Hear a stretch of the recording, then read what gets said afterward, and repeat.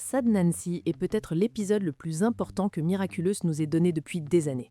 Et je dis pas ça parce que le combat était cool ou parce qu'il y avait des moments émouvants. Je dis ça parce que cet épisode a fait quelque chose que Miraculous ose rarement faire. Il n'a pas juste montré Marinette en train de souffrir, il a montré Marinette en train de se briser. Et pas de la manière habituelle, pas le stress classique de Marinette qu'on connaît depuis des saisons. Non, une rupture qui ressemble à quelque chose de dangereux. Comme si la série était en train de construire activement l'arc du prochain grand vilain. Et ce vilain potentiel, c'est Marinette elle-même. Je sais que ça paraît complètement fou. Marinette, c'est Ladybug, c'est le cœur de toute l'histoire. Mais si tu as regardé Sad Nancy attentivement, tu peux pas ignorer les schémas, tu peux pas ignorer les parallèles, tu peux pas ignorer le fait que l'état mental de Marinette devient de plus en plus sombre. Et la partie la plus effrayante, c'est qu'elle commence à ressembler à la personne qu'elle déteste le plus au monde, Gabrielle Agreste. Parce que cet épisode, c'était pas juste une attaque de vilain, c'était une exploration des conséquences psychologiques de la manipulation finale de Gabrielle. Et ça fonctionne. Gabriel est mort, mais ses mensonges sont toujours vivants et ils détruisent Marinette de l'intérieur.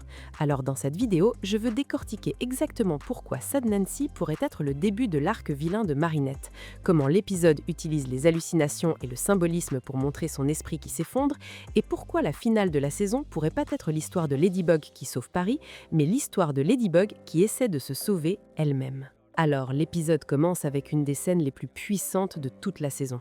Marinette dans sa chambre, tenant la lettre. Cette lettre qui hante la saison 6 depuis son apparition. La lettre censée contenir toute la vérité. La lettre qui pourrait détruire le monde entier d'Adrien. Et Marinette est enfin prête. Elle est enfin prête à lui dire. Et tu le sens immédiatement que c'est pas un de ces moments classiques de Miraculous où on se demande si elle va le faire ou pas. C'est lourd. C'est le genre de scène que toute la série semble avoir construit pendant des saisons.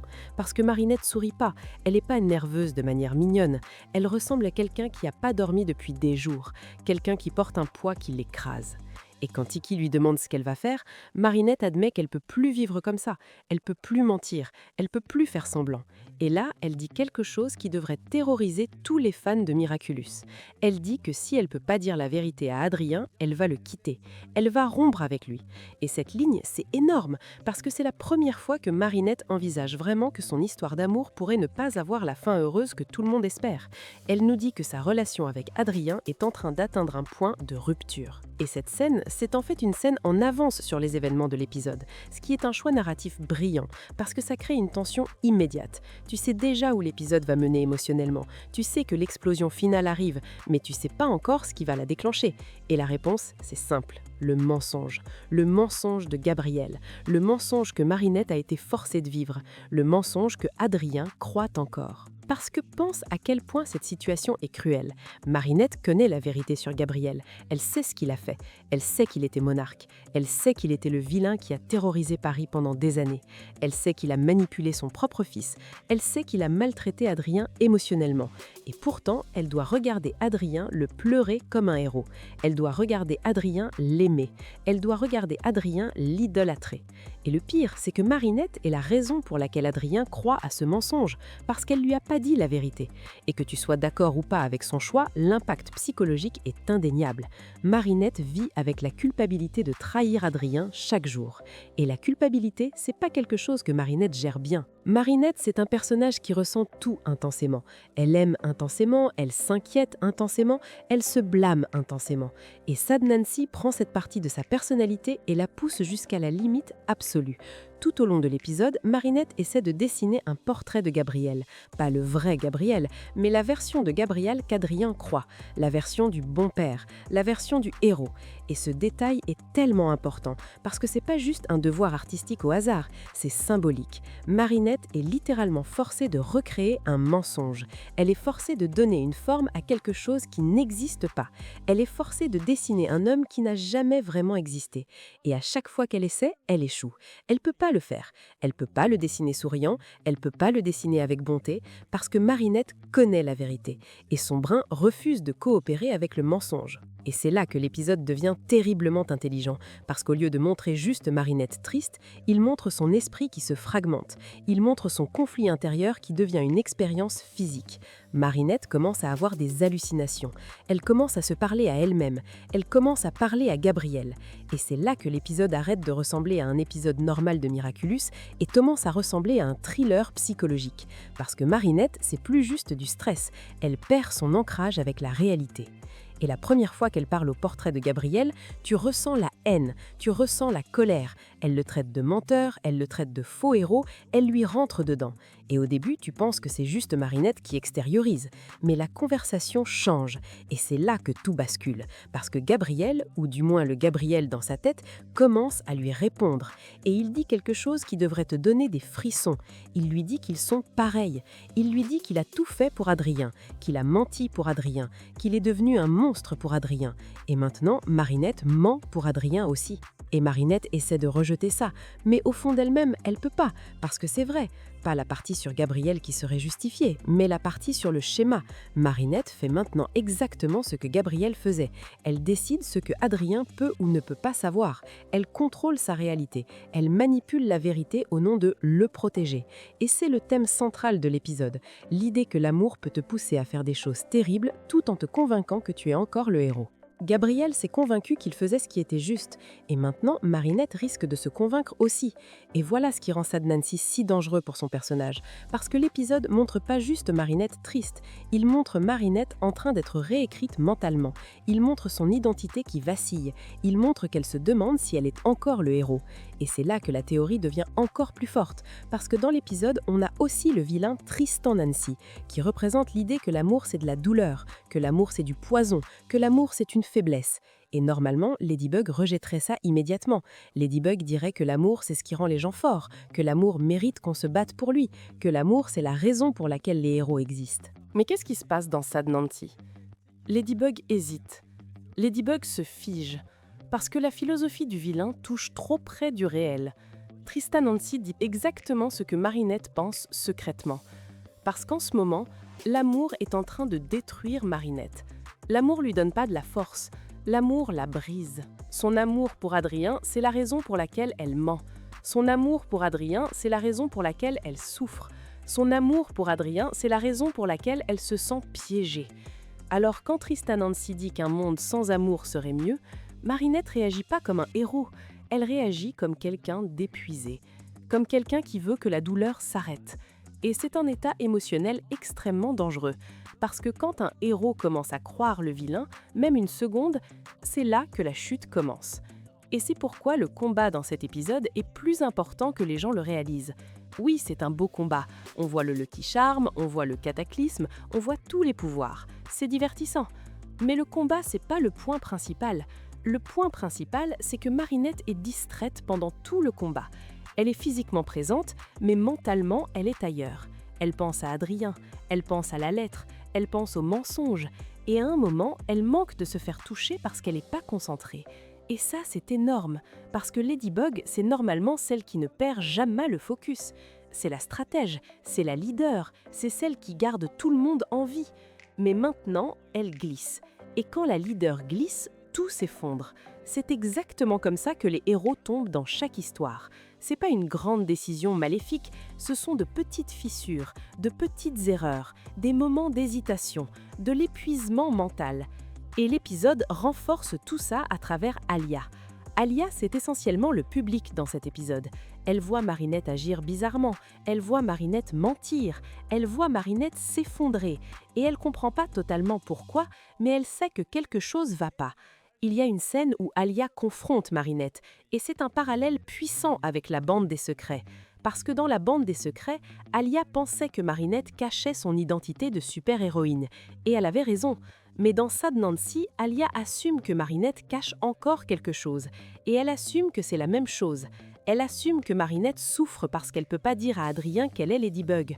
Mais Marinette révèle quelque chose d'encore pire. Elle dit que le secret, c'est pas ça. Elle dit qu'elle déteste mentir à Adrien. Elle dit que ce mensonge va devenir un mur entre eux. Et cette ligne est tellement lourde parce que c'est pas juste de la romance, c'est de la culpabilité, c'est de la trahison. C'est Marinette qui réalise que même si Adrien l'aime, leur relation est construite sur une fondation fausse. Et c'est le moment où Alia commence à connecter les points. Parce que Alia se souvient de la bataille contre Monarque. Alia se souvient de Marinette qui disparaissait. Alia se souvient que Marinette n'a jamais vraiment expliqué ce qui s'est passé. Et maintenant, Alia voit Marinette s'effondrer. Alors elle commence à penser « Qu'est-ce qui s'est passé ce jour-là? Qu'est-ce que Marinette cache ?» Et l'épisode se termine avec Alia qui enquête activement sur la vérité. Cette scène post-générique, c'est pas juste un teaser au hasard, c'est un avertissement. Ça nous dit que le mensonge est sur le point de se dénouer. Et quand le mensonge se dénoue, l'état mental de Marinette pourrait complètement s'effondrer. Et maintenant, parlons de la partie la plus douloureuse de l'épisode, Nora et Twig. Parce qu'en surface, c'est juste une intrigue secondaire mignonne. Elles avouent leurs sentiments, elles disent la vérité, elles admettent qu'elles s'aiment. C'est doux. Mais la raison pour laquelle c'est dans l'épisode, c'est parce que c'est un contraste direct avec Marinette. Nora et Twig représentent l'honnêteté. Elles représentent un amour qui survit grâce à la vérité. Marinette représente un amour qui meurt à cause des mensonges. Et ce contraste, c'est ce qui détruit Marinette à la fin. Parce qu'après le combat, Marinette voit Nora et Twig ensemble. Elle voit que l'honnêteté les a sauvés. Elle voit que la vérité, c'est ce qui a rendu leur relation possible. Et Marinette s'effondre. Cette scène est déchirante, parce que Marinette pleure pas parce qu'elle est jalouse, elle pleure parce qu'elle se sent piégée. Elle sent qu'elle peut pas avoir ce qu'elles ont, elle sent qu'elle peut pas être honnête. Et c'est exactement le genre de désespoir qui crée des vilains, parce que les vilains naissent généralement pas du mal, ils naissent du désespoir, ils naissent de la douleur, ils naissent du sentiment qu'il n'y a plus de bon choix possible. Et c'est exactement ce que Marinette vit. Alors revenons à la scène finale. Marinette arrive dans la chambre d'Adrien avec la lettre. Elle est prête, elle tremble, elle est émotionnelle, elle est au bord du gouffre. Et Adrien est là, lui faisant entièrement confiance. Et Marinette commence à parler. Elle dit qu'elle a quelque chose à lui dire. Et pendant un moment, tu penses que c'est ça. Tu penses que la vérité arrive enfin. Tu penses que tout le mensonge est sur le point de prendre fin. Et puis, elle voit la peluche. Ce détail, c'est du génie pur, parce que c'est pas juste un objet au hasard. Il représente l'innocence d'Adrien, il représente son enfance, il représente la version d'Adrien qui croit encore que son père l'aimait. Et la peluche devient comme un fantôme, un rappel de Gabriel, un rappel que Gabriel les hante encore. Et Marinette ne peut pas, elle ne peut pas détruire le bonheur d'Adrien. Alors au lieu de lui dire la vérité, elle lui dit qu'elle l'aime. Et elle commence à pleurer. Et cette scène, c'est pas romantique, c'est tragique. C'est Marinette qui choisit encore le mensonge. C'est Marinette qui choisit encore de porter le fardeau. C'est Marinette qui choisit encore de rester piégée. Et si tu y réfléchis, c'est exactement le moment où Gabriel a gagné. Le dernier mouvement de Gabriel, c'était pas son vœu. Le dernier mouvement de Gabriel, c'était sa manipulation. Il a mis en place une narrative où Adrien croirait qu'il était un héros et Marinette est maintenant forcée de maintenir cette narrative. Elle est forcée de garder le mensonge de Gabriel en vie. Et en faisant ça, elle devient une partie de l'héritage de Gabriel. Elle devient la nouvelle personne qui contrôle la réalité d'Adrien. Elle devient le nouveau marionnettiste, même si elle le déteste. C'est pourquoi cet épisode est si sombre, parce qu'il nous montre que Marinette perd sa clarté morale, elle perd son sens d'identité, elle est attirée dans la mentalité de Gabriel. Et la ligne « Toi et moi, on est pareil », c'est pas juste une réplique jetée au hasard, c'est la déclaration thématique de tout l'épisode. Et si Miracle va vraiment dans cette direction, la finale pourrait être quelque chose d'insensé. Imagine un scénario où Marinette craque vraiment. Imagine si elle se fait accumatiser. Imagine si elle devient une vilaine, pas parce qu'elle veut le pouvoir, mais parce qu'elle veut que la douleur s'arrête. Ou imagine si elle commence à prendre des décisions de plus en plus moralement douteuses. Garder des secrets, manipuler les gens, contrôler la vérité. Tout ça pour protéger Adrien. Ce serait la tragédie ultime, parce que Marinette deviendrait exactement ce qu'elle avait juré de combattre. Et la série y fait déjà allusion. Les hallucinations, les parallèles avec Gabriel, l'effondrement émotionnel, la façon dont elle hésite pendant le combat, la façon dont elle ne peut pas dire la vérité à Adrien même quand elle le veut, la façon dont elle est lentement consumée par la culpabilité. Tout ça pointe vers une seule chose. Marinette atteint sa limite. Et quand un personnage atteint sa limite, l'histoire doit faire quelque chose de grand, parce que tu peux pas continuer à montrer Marinette se briser sans la laisser finalement s'effondrer. Et c'est pourquoi Sad Nancy est si important. On est à l'épisode 23 sur 26 de la saison. On est littéralement juste avant la finale, ce qui veut dire que tout est délibéré dans cet épisode.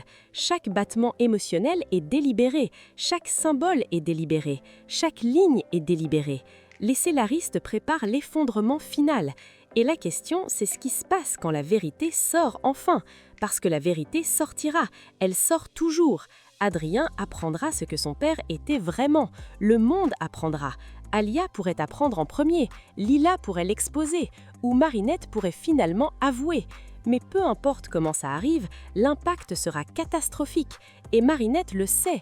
C'est pour ça qu'elle ne peut pas parler. C'est pour ça qu'elle pleure à la place. C'est pour ça qu'elle se fige. C'est pour ça qu'elle est hantée par la présence de Gabriel même quand il n'est pas là. Alors quand les gens disent que Marinette devenir le nouveau Visin c'est impossible, je ne suis pas d'accord. Pas parce que je pense que Marinette va devenir mauvaise pour toujours, mais parce que Miracle nous montre clairement un chemin où Marinette pourrait tomber, où Marinette pourrait faillir, où Marinette pourrait devenir moralement corrompue. Et si ça arrive, ce serait l'un des arcs les plus grands de toute la série. Parce que ça prouverait que Ladybug n'est pas invincible, ça prouverait que même les héros peuvent se briser. Et ça prouverait que la plus grande victoire de Gabriel, c'était pas de devenir monarque, c'était de détruire l'âme de Marinette depuis sa tombe. Et honnêtement, c'est le mouvement de vilain le plus terrifiant que Miracle ait jamais réalisé. Alors maintenant, je veux entendre ce que vous pensez. Vous croyez que Sad Nancy prépare l'arc vilain de Marinette? Vous croyez qu'elle va craquer dans la finale? Et vous croyez qu'Adrien va découvrir la vérité dans les prochains épisodes? Commentez en bas parce que je pense vraiment que les 3 prochains épisodes vont être insensés. Si vous avez aimé cette analyse, likez la vidéo, abonnez-vous pour plus d'analyses sur la finale de Miracle et on se retrouve dans la prochaine vidéo.